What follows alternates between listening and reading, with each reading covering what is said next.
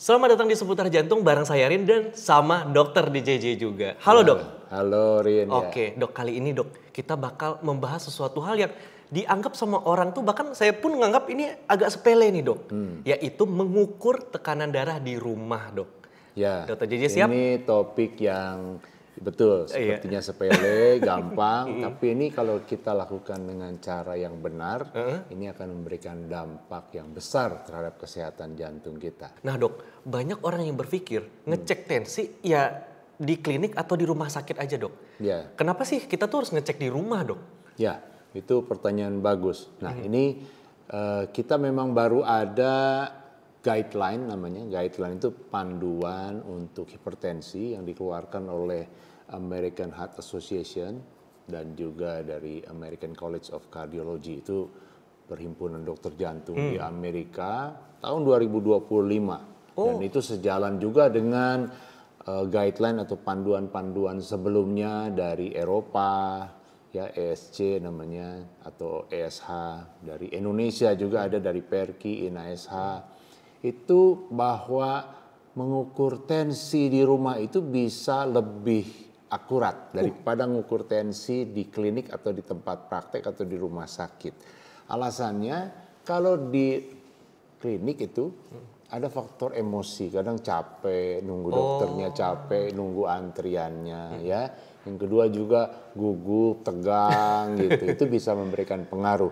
Dan juga berbagai penelitian itu ternyata menunjukkan bahwa pengukuran tensi di rumah tuh bisa lebih akurat dalam mendeteksi atau memprediksi, ya, meramalkan risiko di kemudian hari kena serangan jantung, kena stroke, untuk diagnosis hipertensi juga, untuk menegakkan kapan seseorang itu kita vonis tanda petik bahwa dia menderita hipertensi. Itu ukuran tensi di rumah sangat penting untuk menentukan itu.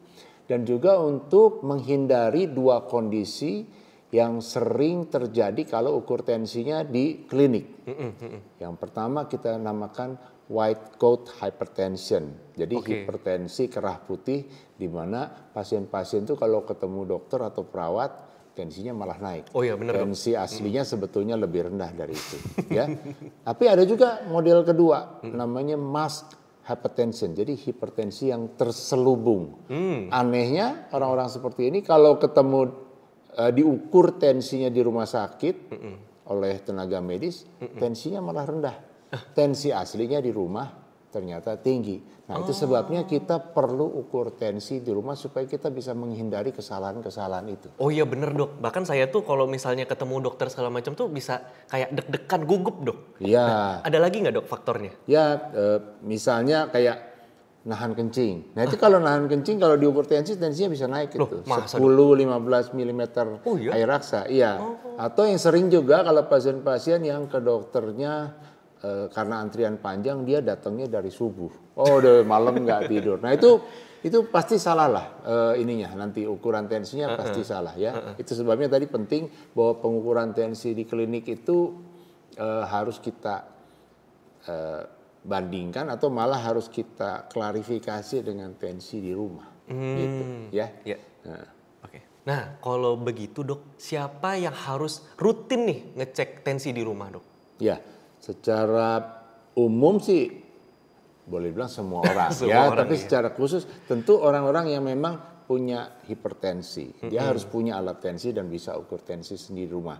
Termasuk juga orang-orang yang berfaktor resiko tinggi terhadap jantung dan pembuluh darah di kemudian hari. Orang yang diabetes, obesitas, pasien yang punya faktor resiko merokok, kolesterol tinggi. Nah, itu sebaiknya juga bisa ukur tensi sendiri di rumah. Atau wanita hamil, itu penting. Karena wanita hamil juga sering ada terjadi hipertensi pada kehamilan. Ya. Atau orang-orang yang memang perlu pengaturan dosis obat. Nah, kalau obatnya habis dinaikin dosisnya atau diturunin, dia mesti cek sendiri di rumah juga supaya tahu. Ya, kira-kira orang-orang itu semua. Tapi secara gampangnya sih sebetulnya ya semua orang aja lah punya satu keluarga alat tensi di rumah. Kalau kayak atlet gitu dok, butuh nggak dok? Mesti. Oh mesti itu ya? Harus juga. Oke, siap ngerti dok. Ya. Nah, kalau udah punya alat dok, kapan dan berapa kali harus ngukur tensi dok? Oke. Nah, ini sesuai tadi yang saya singgung, kita baru ada guideline atau panduan terbaru 2025 Yang sebetulnya sih sama sih, sebelum-sebelumnya juga isinya seperti itu. Jadi kalau kita mau ukur tensi dan memastikan apakah kita nih diagnosis hipertensi atau enggak, atau kalau udah minum obat terkontrol apa enggak, nah itu diukurnya itu 2 kali sehari. 2 kali sehari. Pagi ya dan malam. Pagi itu persis bangun tidur, tapi sebelum sarapan, sebelum ngapa-ngapain begitu ya, malam sebelum tidur ya.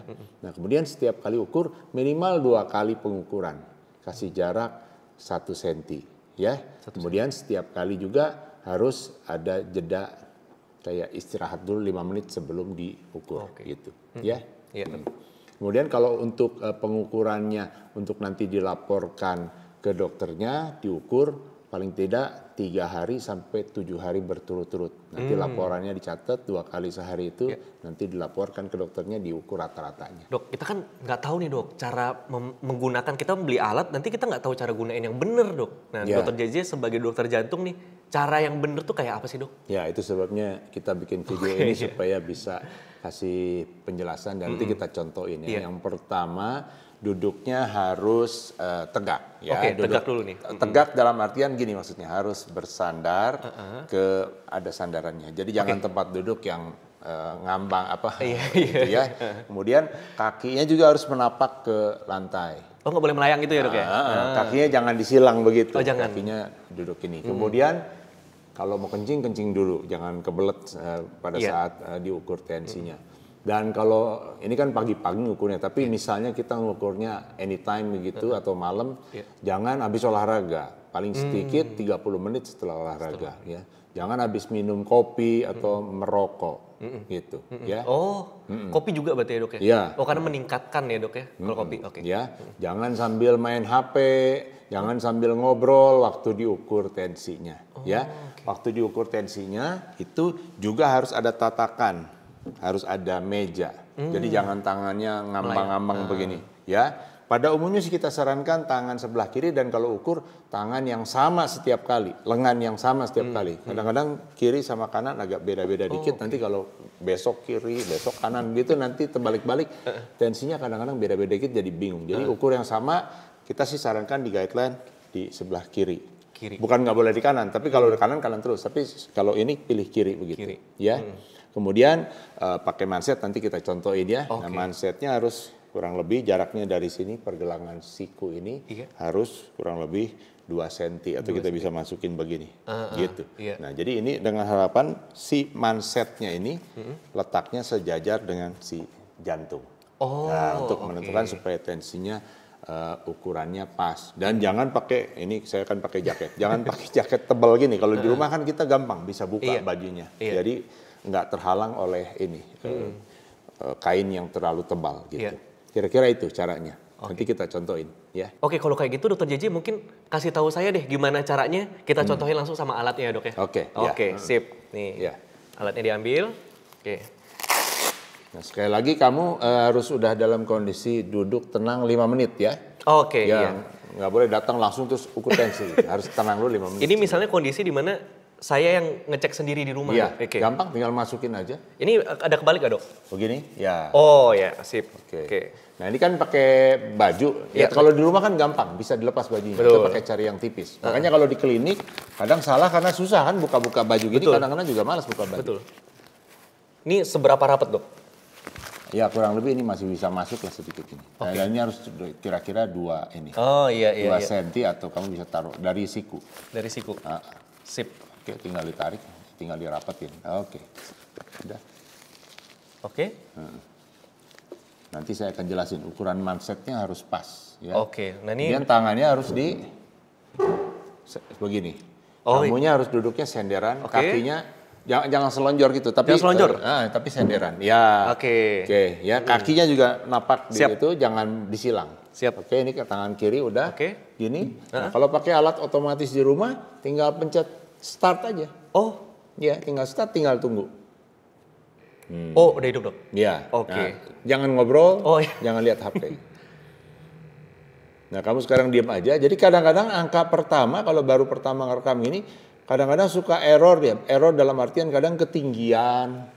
Ya, nah itu kalau memang angkanya agak ekstrim, angka yang pertama boleh dibuang, maksudnya jangan dihitung dalam penghitungan rata-rata. Habis gitu selang 1 menit ukur lagi, dicatat angkanya.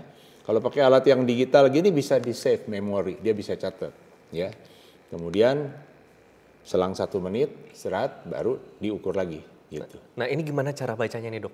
Ini tensinya 130/76. Nanti saya jelaskan itunya, standar hipertensi berdasarkan guideline yang terbaru ya.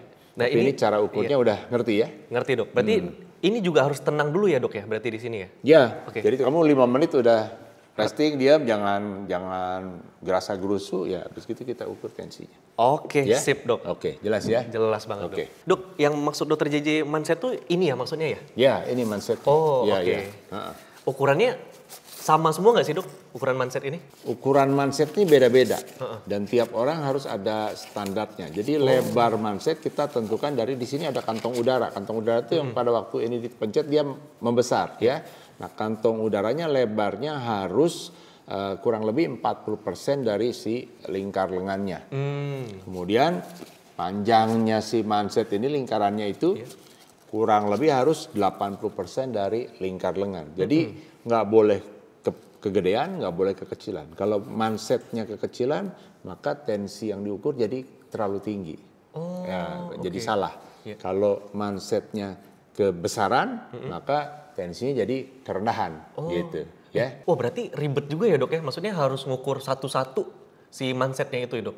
Ya, kalau ada beberapa alat tensimeter yang dia ada ukuran-ukurannya, sehingga kita mesti beli yang misalnya yang mansetnya ukuran yang kayak ukuran small size, medium, large itu, sehingga kalau di rumah ada yang orangnya kecil pakai yang small, ada yang orangnya gedut banget pakai yang large. Nah, ada juga yang ukurannya manset namanya manset universal seperti yang kita pakai sekarang ini. Jadi kalau dia ukurannya antara 22 sampai 42 cm ini lingkar lengannya, sehingga ini dari ukuran orang yang kecil sampai yang asal jangan ekstrim gemuk banget gitu, one size fit for all. Jadi satu size ini mansetnya bisa untuk satu keluarga. Jadi nggak usah gonta-ganti, nggak usah beli-beli manset yang lain begitu. Nah itu tapi tetap aja harus sudah yang tervalidasi ini, sudah terverifikasi lagi, udah standarisasi itu. Gitu. Nah sekarang kan banyak alat nih dok, ada yang manual, nih kan kita pakai yang digital dok. Saya pakai smartwatch dok.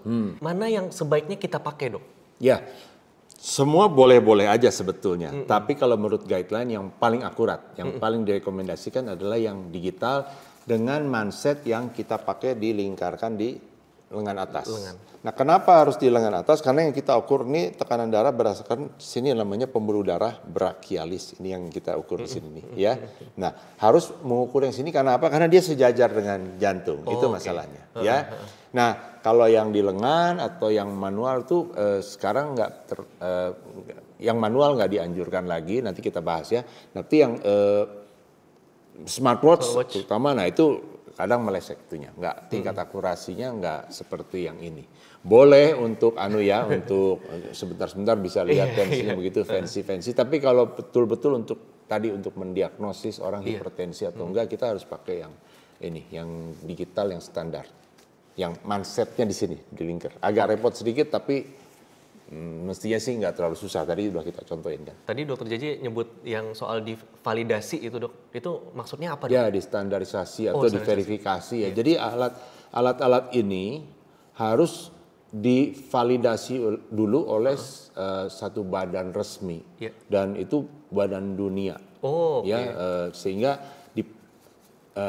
ukurannya itu betul-betul terstandarisasi, nggak ngaco gitu. Karena kita menentukan nasib orang, menentukan orang hipertensi apa enggak, menentukan seseorang tuh mesti minum obat seumur hidup, tentu ini alatnya mesti benar. Dan walaupun alat buat di rumah, sekarang alat yang buat di rumah juga harus yang terstandarisasi. Itu sebabnya seperti pertanyaan kamu tadi, apakah boleh smartwatch? Smartwatch boleh aja tapi belum terstandarisasi. Jadi nggak, akurasinya kita nggak bisa jamin. Tapi kalau sesuatu alat yang kita beli ini udah terstandarisasi atau tervalidasi, itu terjamin gitu. Nah, beberapa alat sudah dimasukkan. Jadi merek-merek tertentu, tipe-tipe tertentu itu sudah masukkan ke badan-badan resmi dunia ini untuk minta distandarisasi atau divalidasi dan mereka mendapatkan izin keluar terstandar. Ya, salah satu yang paling terkenal itu Stride BP namanya itu kalau di Eropa. Jadi kalau perhimpunan-perhimpunan untuk hipertensi Eropa akan memasukkan alat-alat tensinya ke sana untuk distandarisasi, ya.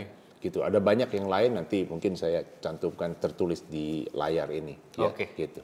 Dok, kalau pakai alat yang ukur tensi yang zaman sekarang nih dok, yang digital kayak gini, emang fiturnya cuma buat tensi aja ya dok? Ini ada tulisan, ada banyak tulisannya dok? Iya, ini kalau yang modern sekarang memang ada fitur-fitur tambahan, tidak sekedar ukur tensi. Misalnya apakah pemasangan manset sudah benar, ada yang bisa kasih petunjuk bahwa sudah akurat pasangnya. Kemudian juga ada bisa save memory, sehingga catatan dari kita tensi hari ini berapa, tensi besok berapa. Jadi kalau mau lihat itu bisa, nggak, misalnya kita nggak nyatet secara manual bisa. Dan ada yang bisa catat untuk sampai beberapa pengguna, dua orang pengguna, misalnya suami dan istri masing-masing catat, masing-masing nggak kecampur-campur memorinya gitu. Ada yang bisa juga mendeteksi gangguan irama. Jadi kalau denyut jantungnya pada waktu dipasang mansetnya ini, waktu diukur denyut jantungnya kurang stabil, ada gangguan irama, ada yang loncat-loncat, dia bisa memberikan petunjuk. Walaupun tidak seakurat, misalnya kayak dulu kita pernah bahas pakai smartwatch, ada yang itu bisa mendeteksi dan itu cukup akurat juga, ya. Tapi ini juga bisa, jadi membantu memberikan peringatan lah kepada penggunanya. Ini kok denyut jantungnya kali ini nggak teratur gitu. Ya. Nah, kayak gitu. Jadi ada juga yang bisa pakai kayak USB adaptor sehingga misalnya baterainya habis bisa sambung. Jadi, itu mempermudah penggunaan. Kalau orang di rumah kan kadang kalau alatnya ribet, nggak gunanya cuma sedikit, orang males pakai alat ini di rumah, gitu. Ya. Dok, dulu saya lihat orang tua saya dok ngecek tensi itu pakai alat yang kayak bisa naik turun gitu loh dok. Ya, yang warna merah. Oh, Aeraksa itu ya dok ya? Aeraksa, ya. Nah, itu perak itu kayak perak itu warnanya. Saya udah nggak pernah lihat lagi sekarang dok. Ya itu udah cukup lama itu kita tidak pakai lagi karena concern masalah bahaya dari Aeraksanya. Bayangkan kalau satu rumah sakit aja bisa berapa tensimeter, di dunia ada berapa juta alat itu dan Aeraksanya bisa memberikan limbah yang membahayakan. Jadi karena itu sudah tidak sudah tidak diperkenankan lagi pakai alat tensimeter yang Aeraksa. Walaupun dulu itu gold standard. Jadi untuk menentukan tensimeter tuh tepatnya berapa, alat itu yang tepat, ya. Kemudian ada juga alat yang mungkin kamu pernah lihat yang aneroid namanya. Aneroid itu yang kayak bundar gitu. Oh, kayak speedometer dok? Nah, kalau kita ukur tensi jarumnya naik gitu. Iya, benar. Itu juga lumayan, tapi itu kalau nggak distandarisasi, nah itu cepat sekali nggak akurat, meleset dia. Jadi itu juga masih ada, tapi sekarang banyak tergantikan dengan alat di digital ini. Ya. Nah, sekali lagi tapi digital harus yang tervalidasi. Baik di rumah maupun di rumah sakit. Gitu. Dua-duanya pakai alat yang digital yang tervalidasi. Ya. Berarti apa bedanya dok yang ini di rumah sama yang di rumah sakit dok? Ya, yang penting dua-duanya harus tervalidasi karena kita mau menentukan diagnosis kan mesti pas ya. Nah, tapi memang dalam validasinya dituliskan ini validasi buat home monitoring, buat monitoring di rumah, ada alat tensimeter yang tervalidasi untuk penggunaan di rumah sakit. Karena kalau rumah sakit itu ada perbedaannya apa? Rumah sakit itu pasien kan banyak. Sehari bisa mengukur tensi misal ratusan kali. Kalau di rumah kan mungkin cuma anggota keluarga paling 5. Paling juga yang mengukur tensi bapak ibunya misalnya udah agak umur ya. Jadi jauh lebih harus daya tahannya harus lebih tahan. Yang kedua di rumah sakit juga ada yang alat yang kita sebut AOBP. Jadi automatic ya. A-nya automated ya, O-nya office blood pressure. Jadi dia bisa mengukur otomatis beberapa kali pengukuran sekaligus, 3 sampai 5 pengukuran tanpa harus ditungguin sama si perawatnya. Apa tujuannya? Supaya mengurangi tadi gugupnya. Dia kalau ditungguin sama perawatnya apa dokternya kan dia tensinya naik tuh. Jadi pasang terus otomatis.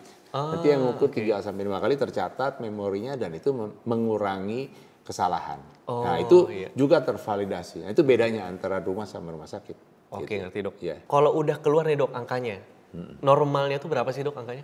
Ya, nah kita ngomong berdasarkan kalau guideline yang terbaru kita bahas tadi tahun 2025, sekarang itu batasnya hipertensi itu 130/80. Di atas itu udah hipertensi. Nah, kalau untuk tensi yang ideal normalnya 120/80 Oke. gitu, ya. Tapi dulu pernah dengar dok, 140/90 dok. Ya, Yang benar yang mana nih dok? Ya, kamu benar. Itu ya ini yang Amerika ini memang rada ekstrim karena dia baru, tapi sebetulnya dari tahun berapa ya kayaknya 2018 itu guideline-nya Amerika tuh udah pakai 130. Tapi di Indonesia sendiri kita juga belum menganut sampai segitu. Jadi Indonesia menganut yang Eropa 140/90. Ya, itu sama tuh. Jadi batasnya kita masih pakai 140/90 dan itu kalau ngukurnya di klinik atau di rumah sakit. Tapi kalau ngukurnya di rumah kita turunkan tuh. Oke. Jadi batasnya 135/85 kalau buat home blood pressure monitoring namanya kalau ngukurnya di rumah, ya. Tapi prinsipnya sebetulnya sih intinya kita berharap tensi itu kalau bisa lebih rendah lebih baik, ya. Mau pakai 130/80, mau pakai 140/90, yang penting kita berusaha supaya tensinya jangan melewati batas gitu, ya. Nah, kalau orang rutin minum obat, itu setelah apa sebelum minum obat dia ngukur tensi dok? Umumnya sih kita anjurkan sebelum. Jadi pagi sebelum minum obat, malam juga sebelum minum obat. Ya, jadi kita pengen lihat efek dia dalam pengobatan itu sebelum obat berikutnya masuk itu efeknya gimana terhadap kontrol tensinya. Ya, kalau dokternya pengen ada penilaian khusus misalnya setelah minum obat 2-4 jam gimana efek obatnya terhadap penurunan tensinya, dokternya nanti akan kasih petunjuk khusus sama pasiennya, Pak, Bu, nanti kita pengen lihat nih efek obatnya gimana. Jadi Bapak 2-4 jam setelah minum obat, ukur lagi tensinya, kita pengen lihat gimana kerja obatnya. Itu khusus akan dikasih tahu sama dokternya. Gitu. Nah dok, saya tuh mulai tiap hari tuh olahraga dok. Saya pakai wearable nih. Nah wearable saya tuh udah emang standarnya tuh udah oke lah gitu loh untuk smartwatch ya dok ya. Kapan saya tuh harus mengukur tensinya pakai alat kayak gini dok? Atau mungkin ya ini aja lah smartwatch ada lah. Ya betul. Jadi untuk semua pengukuran tuh selalu ada cara pemeriksaan yang lebih simpel, ada cara pemeriksaan yang standar. Yang dimana yang standar tuh alatnya juga perlu yang khusus, kemudian juga mungkin pengukurannya juga perlu effort yang lebih begitu. Nah tapi dua-duanya sebetulnya diperbolehkan. Ya, ini sama seperti saya ambil contoh yang paling gampang aja. Sama seperti pengukuran kadar gula darah. Itu pasien-pasien yang diabetes di rumah punya alat tusuk cucuk. Ya, dicucuk itu keluar kadar gula darahnya. Dari situ dia punya gambaran kurang lebih evaluasi kadar gula darahnya tiap hari berapa. Jadi dia punya gambaran kapan ini udah warning, dia mesti bilang sama dokternya. Tapi kalau untuk menentukan apakah pengobatannya sudah cukup apa enggak, optimal, terkontrol apa enggak, dia tetap mesti ambil darah yang benar ke laboratorium untuk menilai kadar HbA1c namanya, atau kadar gula puasa, kadar gula 2 jam setelah makan. Itu angka yang tepat untuk menentukan obatnya udah pas atau enggak. Tapi untuk hari-hari dia pengen tahu ada lonjakan yang tiba-tiba atau enggak, itu boleh pakai itu. Nah sama dengan tensi juga. Kalau untuk menentukan seseorang hipertensi apa enggak, ya mesti pakai alat yang tervalidasi. Jangan pakai alat ini, tensi saya 140 nih, jangan-jangan saya hipertensi. Nah itu dipastikan dengan ini. Tapi kalau udah terkontrol, maksudnya udah terdiagnosis dengan ini, lalu kita boleh bandingkan. Nah itu saya nggak bisa pastikan perbandingan antara akurasi ini dengan alat yang wearable begini, karena mungkin masing-masing pasien kalau di rumah punya sendiri alat, dia bandingin aja selisih berapa kan. Setiap kali saya tensi sini, tensi situ, oh selisihnya rupanya 10. Jadi dapat gambaran sederhana waktu olahraga, tensi saya naik sampai berapa. Kurang lebih kalau pakai tensi ini kira-kira selisih berapa, dia ada gambaran. Nah kalau dia sampai tensinya sampai 200 misalnya gitu di sini. Nah tentu ini jadi warning. Ukur dengan yang ini. Jadi gitu maksudnya. Ya, dua-dua bisa dipakai tentu dalam situasi yang berbeda. Tingkat akurasi memang berbeda pasti gitu. Ya, jelas ya. Ngerti dok. Dok, misalnya kita harus punya alat tensi ukur di rumah sendiri. Kita harus punya alat ini. Tapi dokter JJ bilang harus yang ada standarnya, ya kan? Tervalidasi. Sama sebaiknya digital kan dok. Nah, mahal nggak dok punya alat yang kayak gini nih dok? Ya mahal murah sih relatif ya untuk masing-masing orang. Tapi menurut pendapat saya sih untuk investasi kesehatan jangka panjang, ini harga Setahu saya sih di bawah 1 juta juga ada alat-alatnya. Ratusan ribu. Mungkin ada yang di atas ya. Masih di atas 500 setahu saya ya. Tapi kurang lebih deket-deket situ aja, angkanya nggak terlalu mahal. Dan itu kan investasi loh, ini investasi jangka panjang.